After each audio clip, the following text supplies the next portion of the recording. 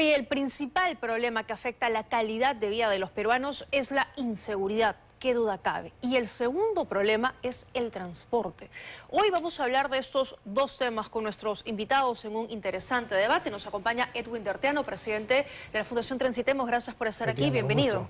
Y también está con nosotros Martín Ojeda, director de la Cámara Internacional de la Industria del Transporte. Bienvenido. Gracias a ambos por acompañarnos esta noche. A ver, ¿qué expectativas hay en primer lugar con la designación de David Hernández como nuevo presidente de la ATU? ¿Tienen algunas referencias? ¿Conocen algo de él? ¿Hay expectativas positivas? Es un honor que Edwin me dé la iniciativa. Bueno, desde el año 2003 hemos conversado estos temas con Martín y lamentablemente qué poco hemos avanzado, ¿no? Sí, ¿no? De tratando de cambiar esta realidad, ¿no? O sea, lo que acaba de decir, la informalidad superando ampliamente a la formalidad, en fin, es un tema... Gracias, Edwin.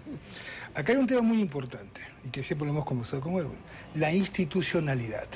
La institucionalidad no se va a conseguir en 3 meses, 4 meses, 6 meses, 1 año, 2 años.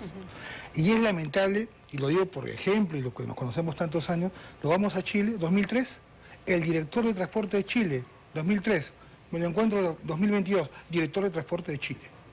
Porque las políticas de transporte se tienen que consolidar, respetar e institucionalizar. ¿Cuántos directores hemos tenido en un año de la ATU? 3. Ahora con David 3. Sí, tenemos un bueno, si nos permite, justamente haciendo referencia a lo que usted dice, que es muy cierto, ¿no? Ha habido una alta rotación en las presidencias de la ATU. Humberto Valenzuela inició en junio del 2019 y se fue en octubre, o sea, solo estuvo 4 meses. María Jara es la que más ha durado, de octubre del 2019 a mayo del 2023, 3 años y 7 meses. José Aguilar, de mayo del 2023 a abril del 2024, 11 meses, no llegó ni al año. Estuvo Maribel Vidal, que se acaba de ir de abril del 2024 a septiembre del mismo año, 5 meses. Y acaba de entrar David Hernández, que no sabemos cuánto tiempo estará. Debería que estar por lo menos 5 años, ¿no? Como para poder hacer algo. Pero acá hay un tema. A ver. Cuando la política se mete en temas técnicos, no sabes qué va a pasar. Y acá, antes de darle la palabra a Edwin, en el año 2023, cuando sacaron a la señorita María Jara, cambiaron el reglamento y pusieron por temas de confianza al funcionario y rompieron todo el esquema que se trabajó por más de 10 años debido a la crisis que había en Lima y Callao. Dice, le ocurre al alcalde, por favor, que vaya a la municipalidad. Sabemos cómo es eso. Y en base a eso, algo que dura 5 años, para bien o para mal, no, perdiste el cargo de confianza. Y bien lo advertimos, esto va a volver a pasar. Pasó con José Aguilar. Cuando la política interviene es peligroso. Negativo, te diría, ¿no? Porque el transporte es una actividad, como tantas veces hemos conversado, técnica, ¿no? Exacto. Ya no basta el sentido común o el criterio para administrarla. Tienes que tener conocimientos, como en cualquier actividad, como en el periodismo. Tienes que saber las cosas que tienes que saber, ¿no es cierto? Y en el transporte, valientemente, las autoridades las modifican. Entonces, acá hay varios problemas en tu reportaje, ¿no es cierto? Uno es un problema de seguridad, ¿no? Es un tema del Ministerio del Interior, de la policía. La policía es hábil cuando investiga, cuando comienza a jalar la madeja, van descubriendo quiénes son, porque los mismos delincuentes se echan entre ellos, ¿no es cierto? Y tiene que sancionarse, no soltarlos como se ha venido dando, ¿no? Captura a un tremendo delincuente y la policía, el fiscal lo suelta a los 5. Esta tercera vez que lo capturan, y hoy se vendrá la cuarta, no hay sanción, eso es un tema. En cuanto al nombramiento de David Hernández, yo veo algo positivo, porque es una persona que ya conoce el tema, no viene a aprender en la ATU, ya él se sienta y ya sabe qué tiene que hacer mañana, ¿no es cierto? Y el tercer problema, que sigue siendo el mismo, es que todas las autoridades que influyen en el transporte no tienen el mismo norte, ¿no? El norte tendría que ser salir de la microtransportación, de la combi, la coaster, la loncherita, y cada vez más chica, cada vez, como tantas veces hemos conversado, en vez de atender la demanda de 12 o 13 millones de Lima, con la menor cantidad de buses que circulen tanto en los corredores como los alimentadores, lo estamos haciendo con la mayor cantidad de vehículos chicos que ya no circulan por la misma congestión que ellos generan. En este sistema absurdo todos pierden, ¿no? El transportista no cobra lo que debería hacer. Y por otro lado, esta informalidad, Lima, que debería tener 80.000 taxis, tiene ya 250.000 taxis. Increíble. Más colectivo. Entonces, cuando se da una concesión a un corredor, digamos que todos apostamos para ir a la macrotransportación, donde el empresario del transporte invierte en un bus, ¿no?, que cuesta plata, hay que mantenerlo y repararlo y renovarlo, no son eternos, ¿no es cierto? Resulta que no le das la cantidad de pasajeros que debías darle para que obtenga los ingresos que le permita hacer lo que estamos haciendo, porque está rodeado de competencia desleal. Entonces, de acuerdo. Eso no va a... Entonces, en vez de crecer, los que invirtieron están arrepentidos de haberlo hecho y están reduciéndose. Estamos para atrás. Pero a ver, David Hernández se sienta... Pero aparte de un tema muy importante, ¿qué es lo que se viene? Ya, pero es que a eso quiero llegar, porque David Hernández se sienta ya en el sillón de presidente de la ATU. Y el principal problema es la inseguridad, que está tomando y está afectando al transporte público formal, mencionando también el informal. ¿Qué tiene que hacer como primera acción? Mira, acá hay varias acciones. Esta es una mesa, ¿sí o no? Coincide el vaso, coincide los anteojos con tu computadora. Este reloj es la informalidad, la extorsión y la corrupción. ¿Encaja en la mesa? No, señor. Tienes que sacarlo. Pero si tú mueves la mesa hacia un lado, se te cae el vaso, se te cae la computadora. Y hay dos pilares que se tienen que proteger. Uno, los concesionarios de corredores y el metropolitano, con sus demoles, pero ahí están. Pero también tienes que proteger a aquel convencional tradicional que ha invertido en buses y que está apostando por una renovación que por más de 7 años solo son de 6 meses. ¿Tú como banco le vas a dar crédito? Jamás. Entonces la mesa tiene que estar formada. No buscar los antagonismos, porque el antagonismo es peligroso. No solamente son concesionarios, metropolitano y corredor, porque el 87% de la flota es tradicional. Y lo que tienes que apostar es completar todas las licitaciones de los corredores que faltan, claro, completar las rutas y los deseos de viaje para que ellos no apuesten por la ilegalidad que se tiene que erradicar y de esta manera buscar equilibrio. Un sistema de recaudo único como hay en Europa. Tú vas a Europa y con una tarjeta, pero no deja que muera también, pero, la formalidad que tenemos. Claro, ¿no? pero lo que pasa es que hay cosas que se han quedado stand-by y que la ATU tiene que complementar. No el odio entre el tradicional y los corredores, porque al final son empresarios que buscan la formalidad. Y si él ha sido director de fiscalización y director de operaciones, el plan regulador falta. El tema de la ley que salió en el Congreso por 5 años no se ha dado. Entonces esperemos que esos resultados se den. De acuerdo. Pero a ver, tampoco dejar, insisto, morir a lo poco de formalidad que tenemos. Claro. El señor Hermoso en su nota se ha quejado muchísimas veces de la mala gestión de la ATU y decía, la inacción de la ATU está haciendo que quebremos, ya hemos perdido flota, estamos quebrando. Algo tan simple como reforzar nuestros buses con láminas de seguridad, no lo podemos hacer si la ATU no aprueba previamente el reglamento y cambia esto. Entonces, digo, ¿en qué está la ATU? Pero como comentábamos, ¿tú crees que una política de transporte va a durar lo que duran los presidentes directorios? Es imposible. Porque ¿sabes qué va a pasar? El que viene trae su propio cuerpo técnico. Y como una vez decía Edwin, ¿te acuerdas, Edwin? Comienzas de cero. Ahora, el problema es que en el Perú todas estas entidades nacen un poquito cojas, ¿no es cierto?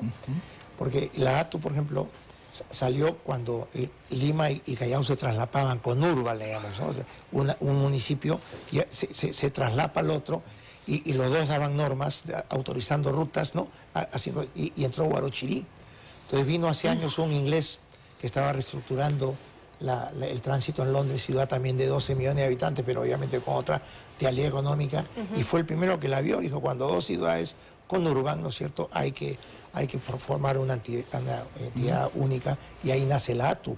Y la ATU nacía como un ente autónomo, no dependía del ministro de turno, que además, como tantas veces hemos conversado, llega sin conocer el transporte, sí, claro, ¿no? Entonces, y sus funcionarios deberían elegirse a cada 5 años por meritocracia, ¿no? Quienes lo forman tienen que ser gente que conoce el transporte. Y además había un comité consultivo que era del sector privado, academia, fundaciones, gente que sabe el problema del transporte y estaba al costado para justamente evitar que se cometan errores. Eso no se dio, ¿no? Y cuando sacan a María Jara, rompen esta institucionalidad, que es un poco lo que está defendiendo Martín, y pasó a ser nombrado por el ministro, o sea, pasó a depender directamente del ministro. O sea, de la política. Debió durar 5 años, pasaron los 5 años, ahí se estiró el mandato de la señora que acaba de renunciar, y ahora han nombrado a Martín, que como digo, le doy el beneficio, lo conozco, es honesto, sabe, ¿no? Entonces no está viniendo a aprender. lo cual es bueno y malo para él, porque se le va a exigir al día siguiente, ¿no es cierto? Exacto, a eso voy, porque estamos contra el tiempo, ¿no? Entonces, la inseguridad sigue atacando todos los días a la formalidad. ¿Qué otras entidades tienen que ver con el transporte? El Congreso, indirectamente, ¿no? Porque el Congreso, ¿no? Es el que de alguna forma ha contribuido a este camino a la informalidad, viendo el transporte como una agencia de empleo. El transporte no es una agencia de empleo, es un servicio importantísimo para la ciudad, para el país, para el pasajero, ¿no es cierto?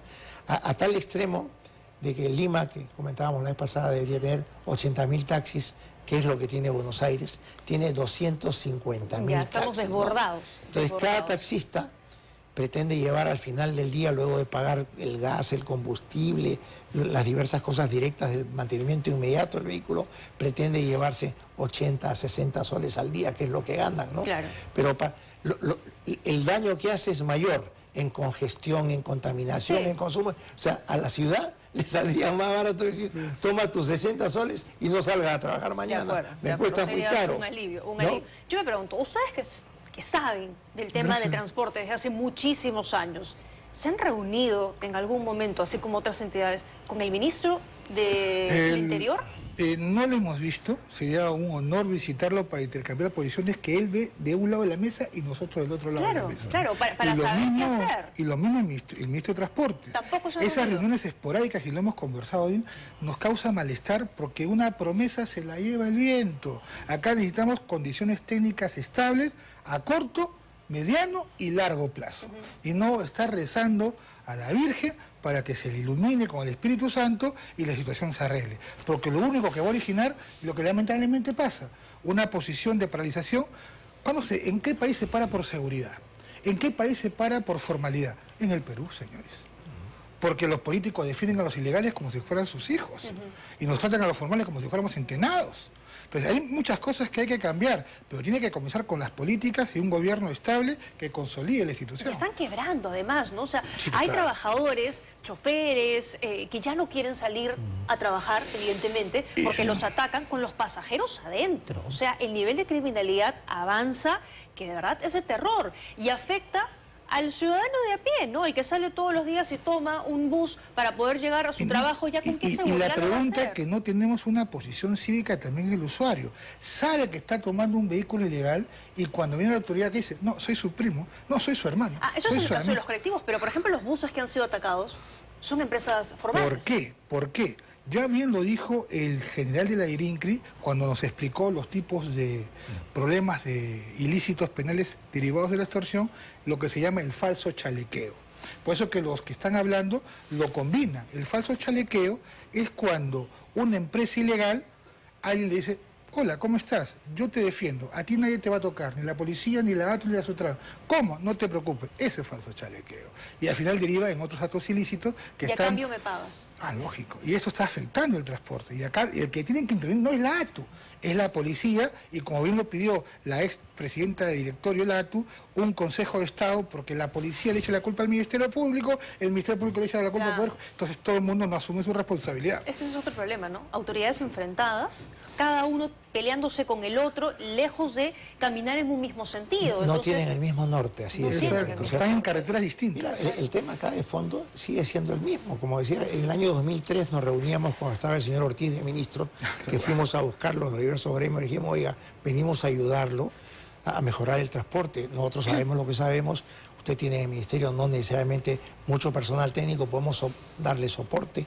Y nos reuníamos, Martín en esa época era asesor del ministerio, entonces con él, con Paul Concha, con Elio Tarazona. Nos reuníamos cada 15 días y se vio muchas cosas, peso por eje, un montón de cosas técnicas, ¿no sé, reglamento.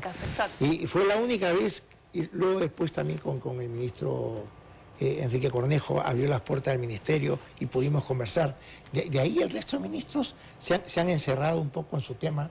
Entonces, estos propietarios de buses son empresarios, es una persona que se juntan, hacen una pequeña empresa e invierten. ¿Qué te pide cualquier empresario en cualquier actividad? Dame estabilidad, no me cambies las normas, no me regales nada, pero dame estabilidad para poder yo proyectar y crecer. No, si no le das eso, ¿y qué pasa el transporte en todas las ciudades civilizadas? Tú ves unos sistemas de transporte maravillosos, están subvencionados, ¿no? El pasajero generalmente paga la mitad del pasaje. La otra mitad la pone la ciudad, porque gracias al transporte la ciudad funciona. ¿De dónde saca? De los arbitrios, de los ingresos que tiene la ciudad.